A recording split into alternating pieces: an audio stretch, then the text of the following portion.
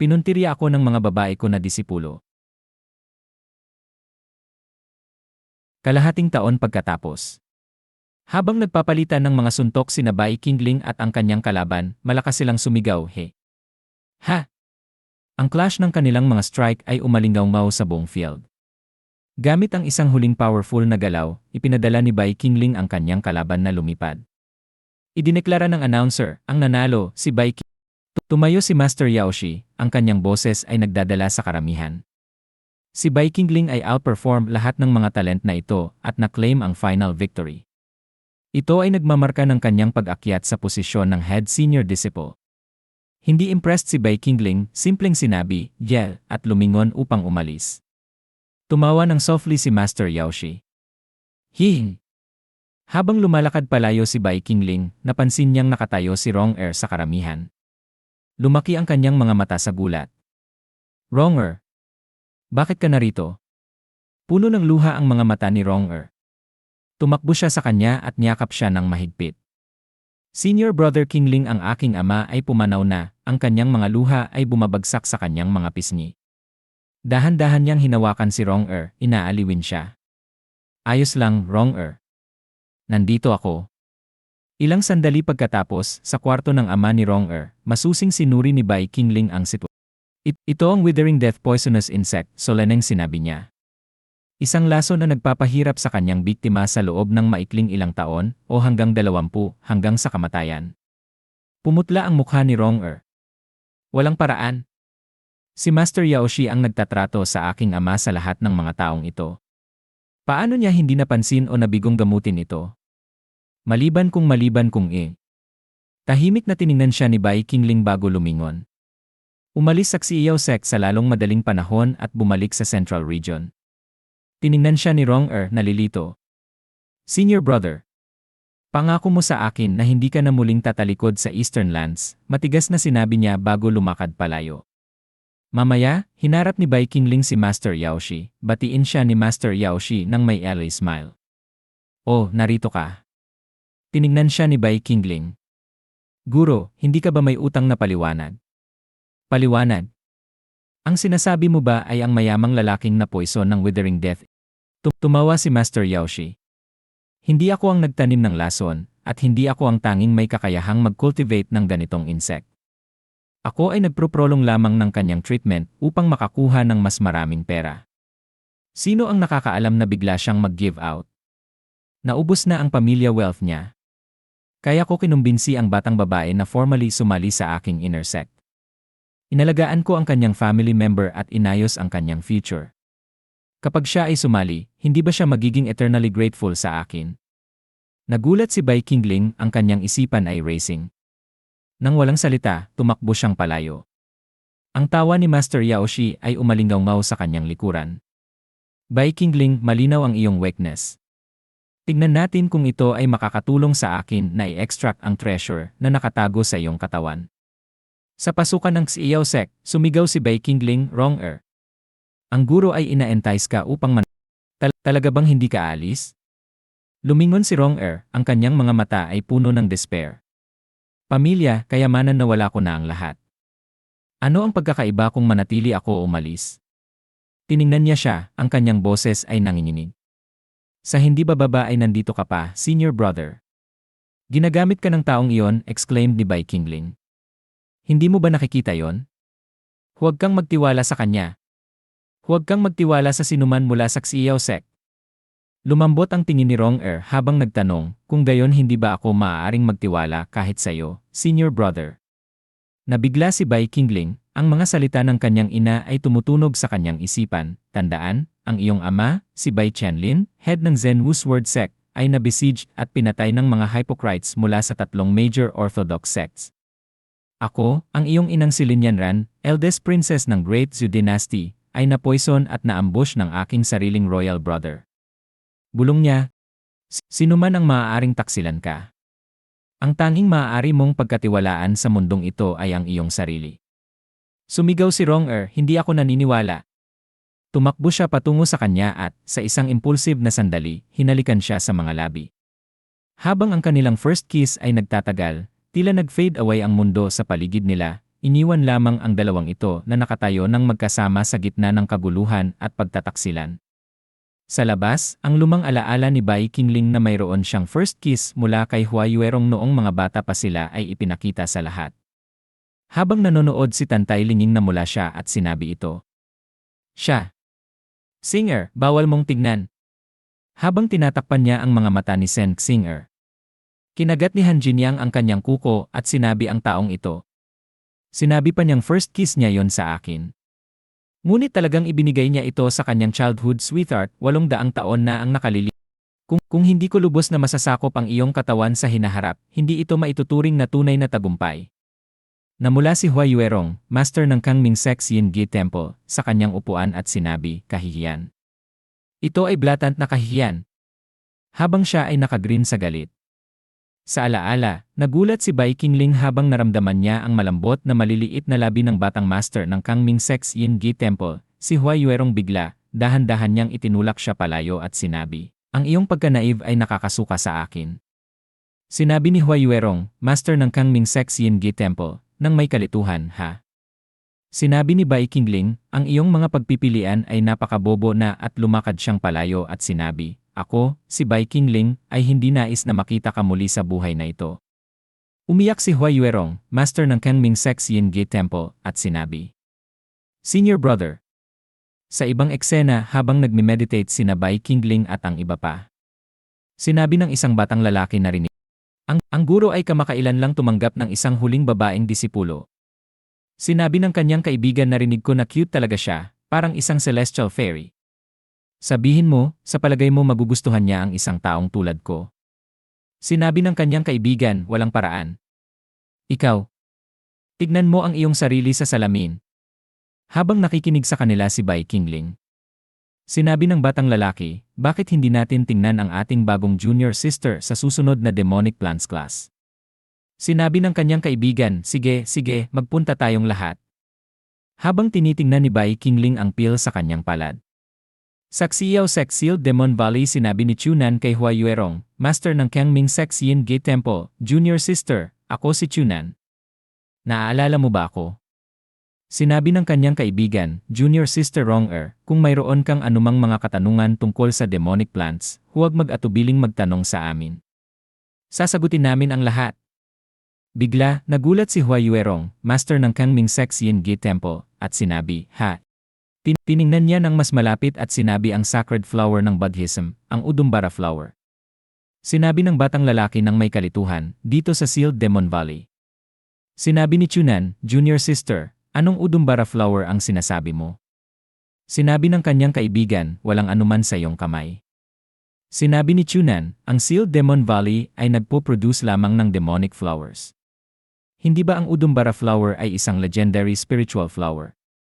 Sinabi ni Hua Yuerong, master ng Kangming Sex Yin Gi Temple, paano mangyayari yon? Ang Udumbara flower ay malinaw na nasa aking mga kamay di. Bigla, sinabi ni Bai Qingling, ang environment ay hindi mahalaga sa Udumbara flower, tanging ang fate. Ang mga may fate ang makakakita nito. Ang mga ignorant doubts ng mga unfated loghabol, so loghabol. Sinabi ng batang lalaki, sino? Sino ang nanunuya sa akin? Sinabi ni Chunan, mukhang galing ito sa medicine cart. Ang medicine cart ay nagsasalita. Ang Sealed Demon Valley ay nagtago si Bai Qingling sa loob ng cart at sinabi sa kanyang sarili habang tinatakpan ang kanyang bibig. Yay, masyado akong nagsalita. Tahimik na tiningnan ni Hua Yuerong, master ng Kangming Sex Yin Gi Temple, ang cart na may hawak na Udumbara flower. At mumiti siya at sinabi, he. Mamaya ng gabi ng iyon nakaupo ng mag-isa si Bai Qingling habang nagme-meditate. Lumapit sa kanya si Hua Yuerong, master ng Kangming Sex Yin Gi Temple, at sinabi magandang gabi, senior brother. Habang hinahawakan ang balikat ni Bai Qingling. At nagpatuloy siyang magsalita, o dapat bang tawagin kitang head senior brother sa halip? Tiningnan siya ni Bai Qingling at sinabi. Nakalimutan mo na ba? Sinabi ko sa iyo na ayaw kitang makita muli. Sinabi ni Hua Yuerong, master ng Kangming Sex Yin Gi Temple, ngunit gusto ni Rong-er na makita si senior brother, kaya dumating ako. Tingnan, ito ang Udumbara flower na pinulot ko ngayon. Hindi ba ito rare? Ibinibigay ko ito sa iyo, senior. Sa palagay ko ito ang ating connected fate. Huwag ka nang magalit kay Rong okay? Habang siya ay ngumiti at namula. Lumingon si Bai Qingling at sinabi hindi, galit pa rin ako.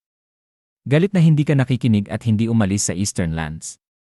Sinabi ni Huai Yuerong, Master ng Kangming Sex Yin Gi Temple, Denye, kung ganoon ang sasabihin mo, kailangan kong ayusin ang accounts sa iyo kahit na magkakapatid tayo. Ang ating gift exchanges ay completely imbalanced. Senior brother, may utang ka pa sa akin. Sinabi ni Bai Qingling ha. Ang Demon Lord Qingling ay laging nagbabayad ng kanyang mga utang.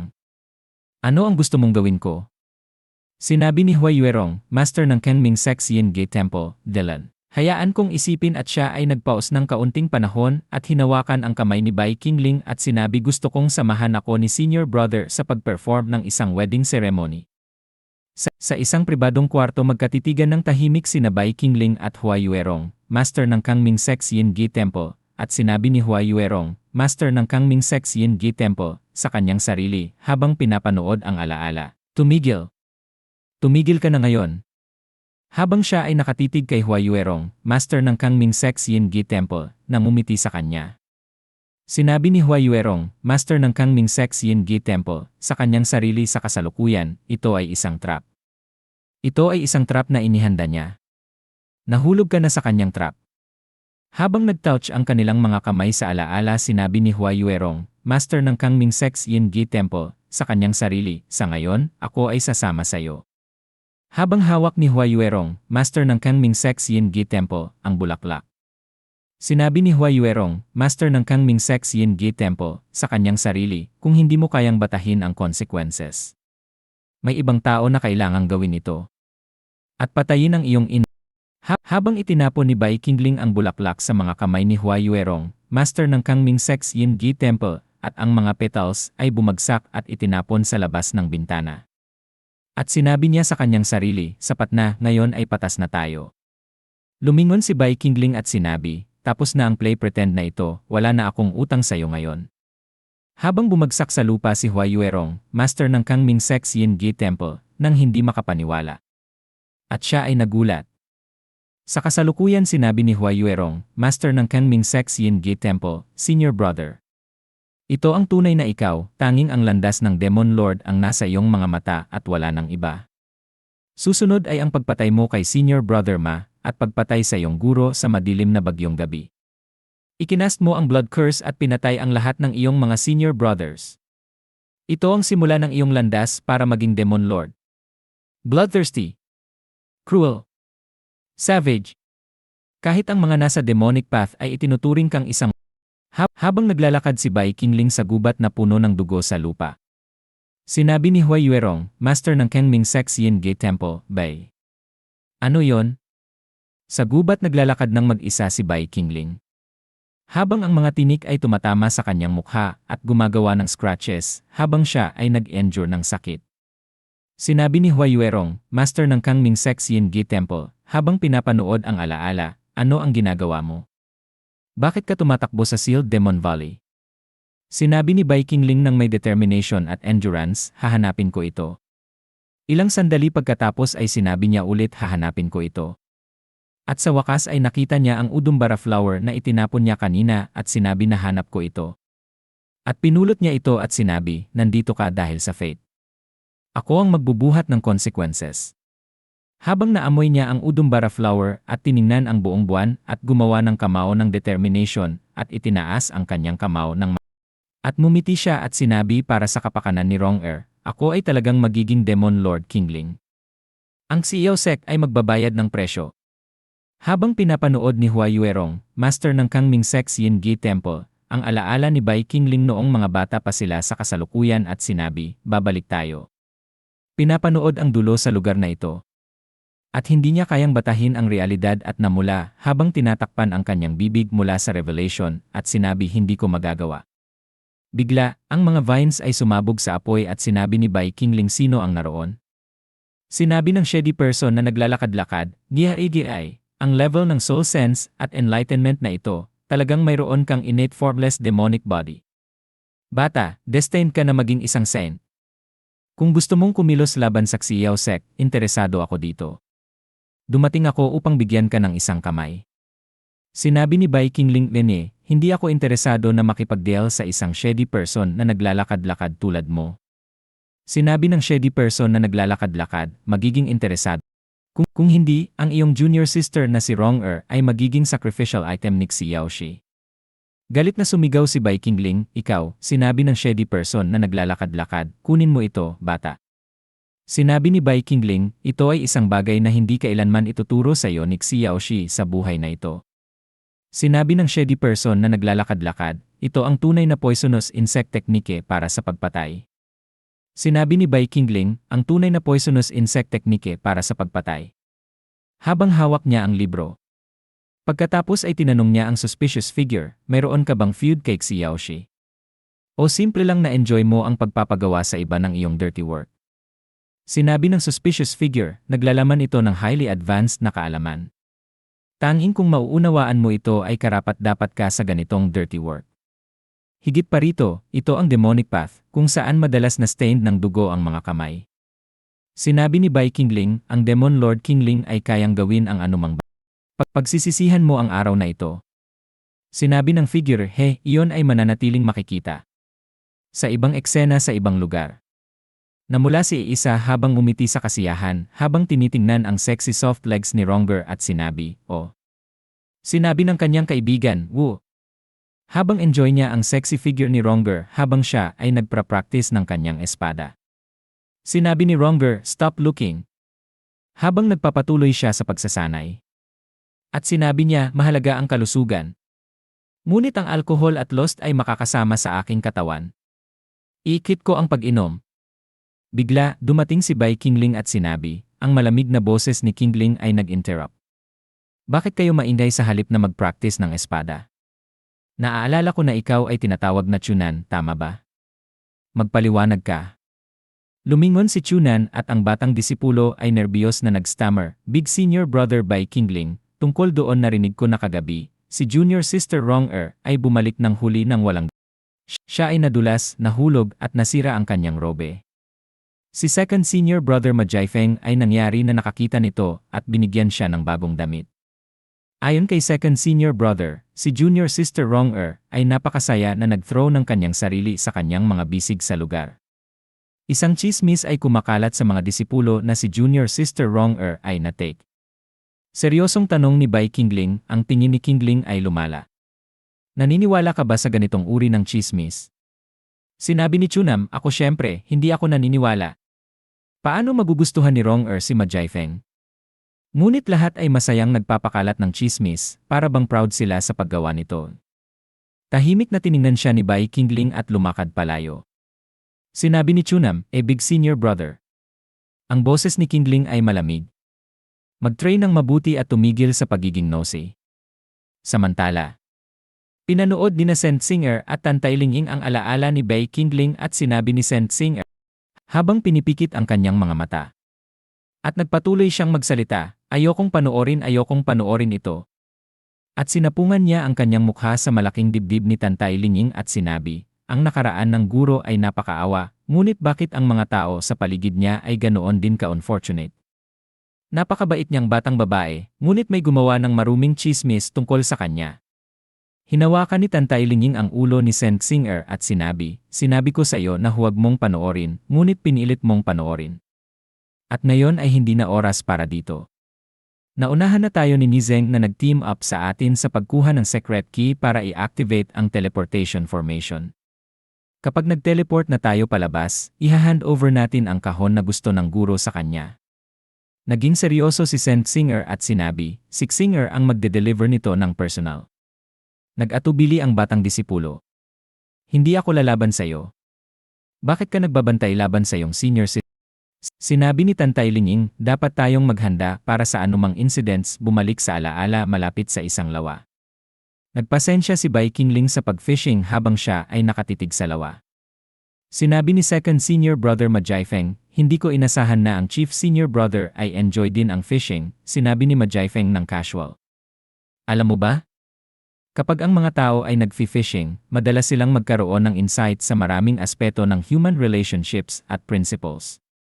Halimbawa, ang pag-maintain ng calm mind at integrity, pag-seize ng opportunities, at ang pag-merge ng iba't ibang elements. At, syempre, ang pag-alam kung kailan kumuha ng bait. Habang itinaas ni second senior brother Majifeng ang kanyang fishing rod at nakakuha ng isda, sinabi ni Bai Qingling, huwag kang mag-beat around the bush sa akin. Ano ang gusto mong sabihin?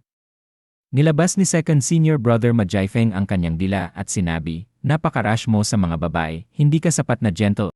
Si Rong-er ay simula lamang na malapit sa iyo, ngunit binigyan mo ako ng pagkakataong i-seize ang opportunity. Sinabi ni Bai Qingling, kaya tinanggap lang niya ang mga robes na ibinigay mo at isinuot ang mga ito ng kalahating araw. Iyon lang. Sinabi ni second senior brother Majifeng, kaya ano, scoffed ni Majifeng. Mayroon akong countless na paraan upang gawin siyang mahulog sa akin ng dahan-dahan. Ngunit hindi ako isang taong walang self-awareness. Malinaw na ang kanyang puso ay nasa iyo pa rin. Ayokong mag-feud sa iyo, kaya mayroon akong suggestion. Sinabi ni Bai Qingling gamit ang kanyang sharp eyes, magsalita. Sinabi ni second senior brother Majifeng, pareho tayong martial brothers. Bakit hindi natin i-share si Rong-er? Ang tatlo natin ay maaaring enjoyin siya ng Biglang tumalon si Bai Qingling patungo kay second senior brother Majifeng gamit ang isang boulder sa kanyang mga kamay sa isang swift na galaw, sinipa niya ang boulder sa ugly face ni second senior brother Majifeng, at ang kanyang sipon ay lumabas agad mula sa impact. Ilang sandali pagkatapos ay natulog siya magpakailanman sa damo. Habang nagpapatuloy si Bai Qingling na gawing mas smooth at thinner ang kanyang mukha. Biglang dumating si Rong-er at nakita kung ano ang ginagawa ni Bai Qingling sa ugly face ni second senior brother Majifeng at sinabi niyang shocked, Senior brother Bai Qingling. Ano ang ginagawa mo? At dito muna nagtatapos ang ating kwento sa araw na ito. Kung nagustuhan niyo ang kabanatang ito, suportahan ang channel sa pamamagitan ng pag-like, pag-comment at pag-subscribe. Malaking tulong ang inyong suporta upang makapaghatid pa tayo ng mas marami at mas magagandang kwento. Magkita-kita tayo sa susunod na kabanata. Maraming salamat sa panonood at magandang araw sa inyong lahat.